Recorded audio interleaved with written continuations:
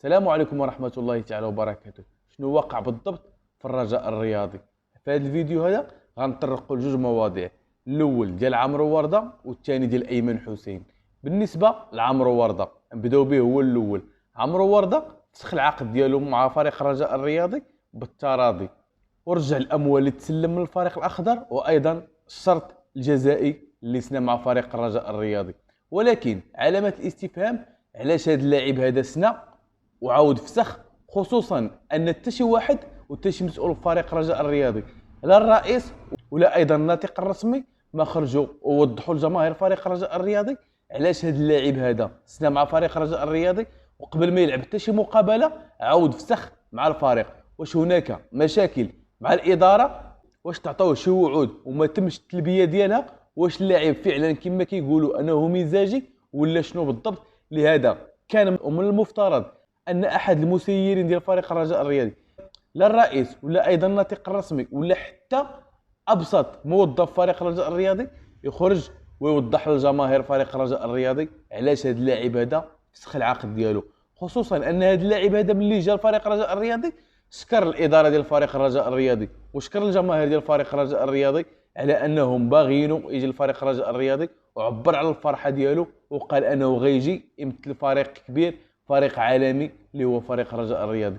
علاش تم التغيير في الوضعيه ديال هذا اللاعب هذا من اللاعب اللي باغي يحمل قميص فريق الرجاء الرياضي اللاعب اللي باغي يهرب دغيا من الفريق الاخضر؟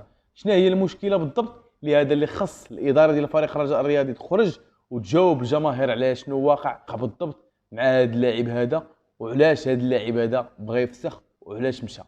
هذه نقطه اللي ضروري ومهمه، لان جماهير الرجاء الرياضي خصها تكون داركه وعارفه شنو واقع في الرجاء، وان الناطق الرسمي مديور بحال هذه الامور هذه انه يوضح للجماهير ويوضح للصحافه شنو واقع فريق الرجاء الرياضي وعلاش هذا اللاعب هذا مشى بهذه الطريقه هذه اللي ماشي سليمه وماشي قد فريق كفريق الرجاء الرياضي. حنا خصنا غير نعرفوا شنو هو السبب بالضبط، لان السبب بقى مجهول وحتى شي واحد ما شرح للجماهير فريق الرجاء الرياضي السبب الاول والاخير ديال المغادره، ولا ان هذا اللاعب هذا علاش بغى يغادر فريق الرجاء الرياضي. واش كانت مشاكل اللي خلقها اللاعب واللاعب اللي مزاجي، ولا كانت امور اداريه وكانت وعود اللي تعطات اللاعب وما دارتهاش الاداره ديال فريق الرجاء الرياضي؟ نتمنى انه يكون توضيح باش حتى حنايا نعرفوا شنو واقع بالضبط في فريق الرجاء الرياضي، ونعرفوا واش المشكل كاينه في الاداره ولا كاينه في اللاعب، خصوصا ان بزاف ديال اللاعبين حاليا مؤخرا بداو انهم كيطالبوا بالمستحقات ديالهم. واش هناك امور اداريه اللي ما واضحاش؟ واش هناك وعود اللي تقالت لهاد اللاعبين هادو ما تعطاتش ليهم ولا شنو بالضبط؟ لان هادشي ولا مخيف. لاعب اللي يجي يسني مع فرقه وما يلعب حتى شي مقابله ويطالب بالفسخ ديال العقد ديالو، كتبقى هذه علامه استفهام وخاص الاجابه عليها في اسرع وقت باش نطمئنوا حنا كجماهير فريق الرجاء الرياضي. نمشيو للموضوع الثاني واللي هو ايمن حسين المهاجم العراقي اللي سنا مع فريق الرجاء الرياضي. هذا اللاعب ايضا كانت بزاف ديال الهضره عليه، وانا قلتها في واحد الفيديو سابق، قلت ان اللاعب ملي خرج باور وقال هذا اللاعب هذا راه ما عجبنيش وما بغيتوش يجي الرجاء، انا خرجت وقلت وممكن انكم ترجعوا للفيديو اللي فات، قلت ان هذا اللاعب هذا ماشي باور اللي قال هذه الهضره هذه، باور فقط قالت ليه انه يقول هذه الهضره وخرج وقالها لان هذا اللاعب هذا انهم اتفقوا معه على كل شيء، ومن بعد قالوا انه ما بقاش عاجب باور لان هذا اللاعب هذا فقط كانت هناك امور ماديه اللي ما كانوش يتفاهموا عليها. هادشي اللي خلاو قالوا باور ان قول هذا اللاعب ما بقاش عاجبني، لحقاش راه من المفترض ومن الغباء ومن السذاجه ان واحد اللاعب تمشي انك تفاوضوا وانك قربتي تسني معاه وانك اعطاك موافقه مبدئيه وباغي يجي للرجاء الرياضي، وقلتوا ان هذا اللاعب هذا بغى يجي للرجاء الرياضي، وفي الاخر تقولوا المدرب ما بغاوش.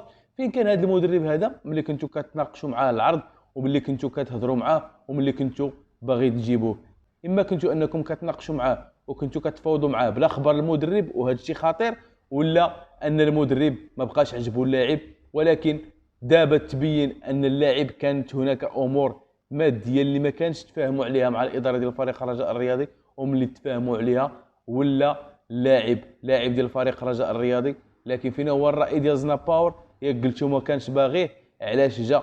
هذا الشيء اللي كتخلي واحد علامه الاستفهام ان هناك امور وكاين واحد الخلل في الاداره ديال فريق الرجاء الرياضي في التسيير ديال هذه الانتقالات هذه وهذه الانتدابات هذه، وخاص الرئيس ديال فريق الرجاء الرياضي ولا شي مسؤول يخرج يوضح لنا هذا الشيء، لان هذا الشيء هذا راه غادي وكيكتال، لان هذا الشيء هذا غادي وكيبسال، لان هذا الشيء هذا غادي يدي فريق الرجاء الرياضي لواحد المنحدر ولا واحد المنعرج اللي خطير اللي ما نبغيوش نشوفوه فيه فريقنا العزيز والغالي كيدور لنا. نتمنوا يكون توضيح لهذه الامور هذه، امر خطير وخطير جدا. نتلاقاو في فيديو جديد ونتلاقاو في اخبار جديده.